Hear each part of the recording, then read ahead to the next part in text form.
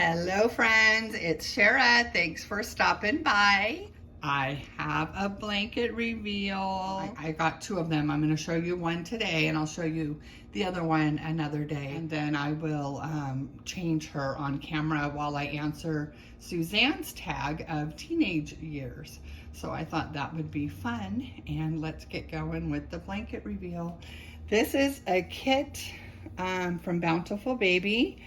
And she's actually a hybrid, which is one of the main reasons that I got her, because I've never seen the kid in person, but I've always been told by others that the limbs weren't that great compared to how beautiful the face is on this baby, that the limbs were sort of out of proportion, and I think they might have been 3/4 limbs. So this baby has been hybrid with two different Reborns, and I actually have all three COAs for this baby, but here we go. And she is just gorgeous. She was done by Sonia Molina from Spain, who is an amazing artist. So here you can see beautiful ethnic skin tone. Look at those little feet, so sweet. So here, beautiful little hands and sort of soft fists with the fingers out a little bit.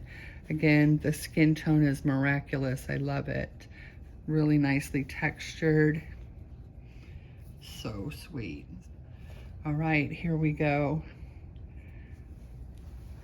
Here she is.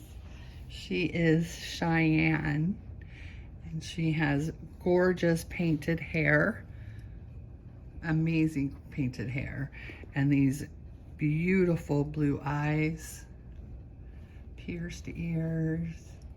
She is just so pretty, and I have always loved the Cheyenne face, but I just wasn't too keen on the limbs. And when this baby came up on reborns.com, I've always admired Sonia's work. I had one other baby from her and loved that baby. The work is incredible, and she's just so pretty, and I love, love, love the ethnic skin tone. Reminds me a lot of my grandbabies, and it's really cool that she has blue eyes, because I have blue eyes. However, blue eyes are not dominant, they're recessive, so none of my grandchildren were going to have blue eyes like me, but it's kind of fun to have their skin tone with my blue eyes. So she is so beautiful, and I have decided to give her a very beautiful name that means pure. And I've had a negative connotation with this name for a couple of years, just from some personal experience that happened, and I just think it's about time that this name is so beautiful, and I love the meaning of pure, that I want to attribute it to a gorgeous baby and get that negative connotation out of my head. So this baby is Inez. Isn't she beautiful? And I think Inez is just a gorgeous name. So here is Sonia's information. She can be found on Instagram. And then here are the three COAs. This is where the Cheyenne was purchased. Oh yeah, she was done by Elena Peterson. And then the JC Asleep limbs, and then also the Felicity. So welcome Inez, and I'm going to get her out of this adorable outfit that she came in. The colors are so beautiful on her, but I am going to put her in a cream colored onesie, a soft neutral cloth diaper. That's one of the Grovia Buttas, and then I'm going to put her in this really sweet, it is a 0 to 3, but I think it will be okay, in this beautiful Jamie K gauze set, or muslin. It's super, super hot here today. So this will be very, very appropriate. And I just think she'll look so sweet in that. And those colors are beautiful for her. So I'm going to put that on her and then we'll answer the tag questions. So I hope you all are doing well. I know I've been sort of MIA, just having a lot of pain issues since I've been back. I mean, I always have pain in my foot, but it's just highly, highly exaggerated since I've been home. And it could be weather related. I just don't know. So it just has kind of put me in a yucky mood. And I, you know, haven't really felt like making videos. I have been selling a couple of babies. Let's turn you over, baby girl. Oh, I just think she's so sweet. And she has perfect weighting and squishability. This outfit is darling.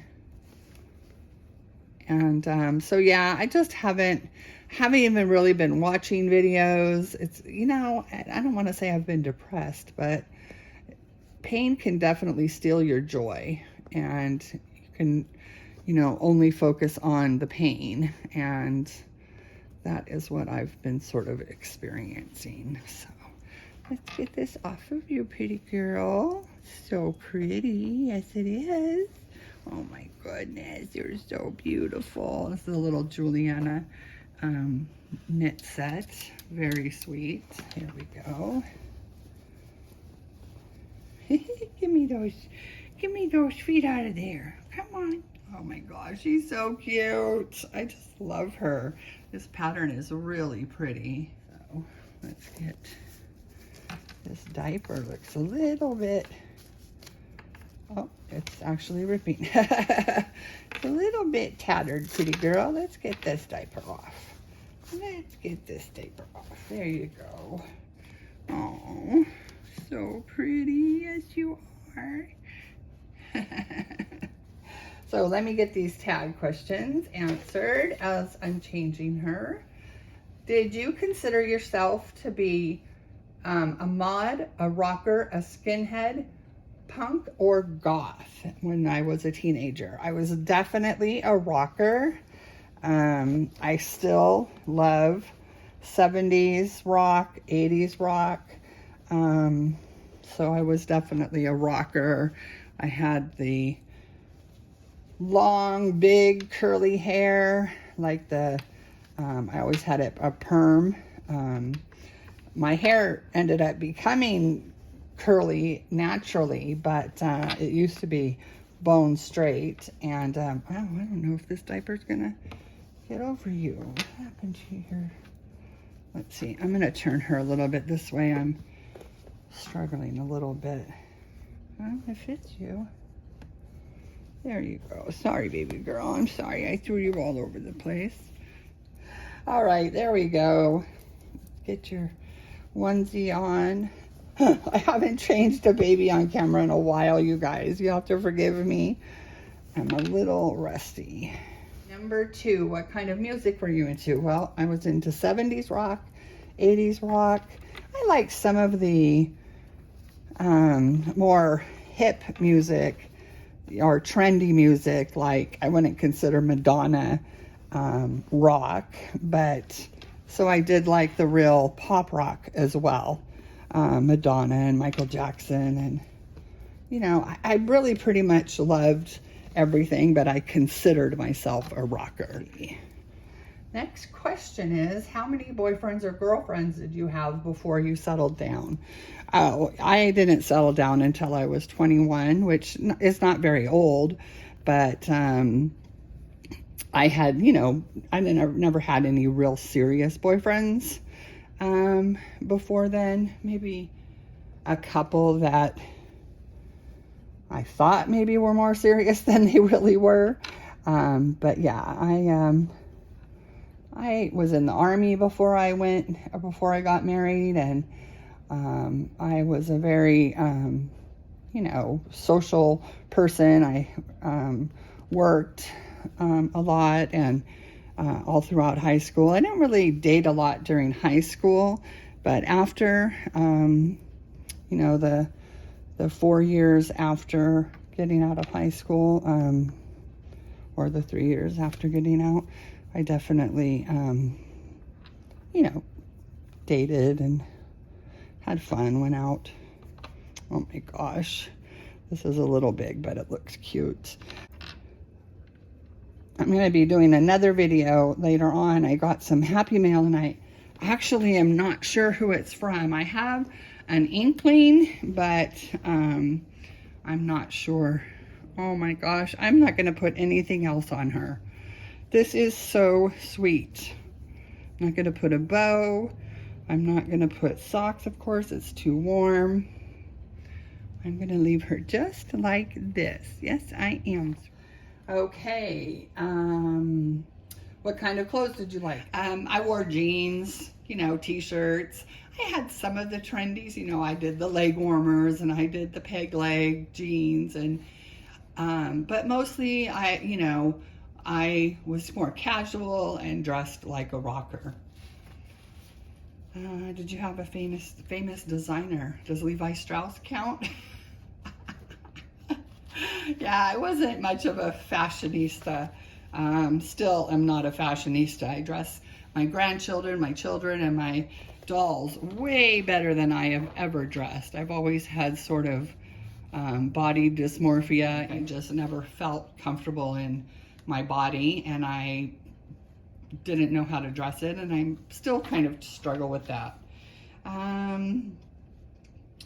Did your parents have strict guidelines about who you went out with? No, my parents were pretty, there was a great line of communication between my parents and I and my sisters.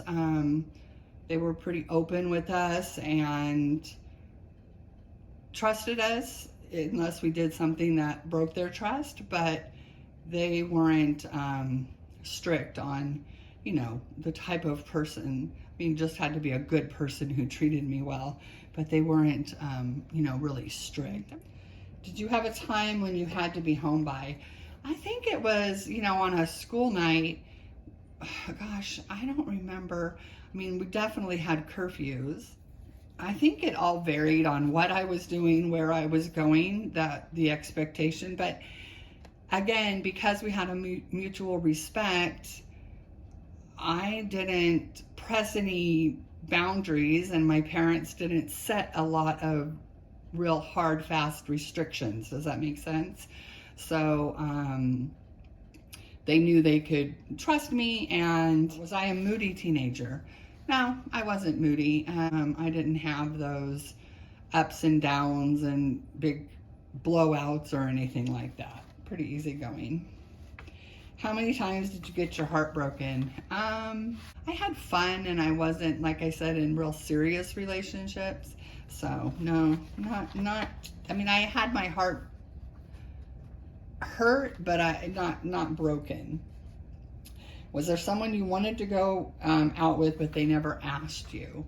I can't remember his name, but there was a guy in high school that I was just smitten with, and you know, my friends and I would, you know, talk about him. I would talk about him, and they would talk about the boys they liked. But no, I think there was a sort of a chance at one point where he got aware that I was interested in him. But again, I wasn't boy crazy when I was in high school. I liked boys and I wanted to have fun, but I wasn't seeking a boyfriend. I never felt like I had to have a boyfriend, or I've kind of been that way my whole life. And you know, I just yeah, there was just this one boy that I can remember. So yeah, I know I kind of went off on a tangent there. And then there's a bonus question, because I watched Suzanne's video this morning, and she was talking about the first kiss, and that she thought she should have included it in the teenage tag. So I do remember my first kiss. I will always remember my first kiss. It was to Steve Vega. I was 13 years old, It was in the backyard of a new housing development. We were sitting on the air conditioner unit.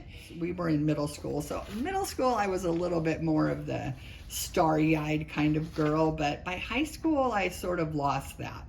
But anyway, I was just so infatuated by him, and we were just sitting there talking, and he turned and kissed me, and he put a little bit of his tongue in there, and I literally had an out-of-body experience. Like, I went foggy in the head and sort of like floated a little bit.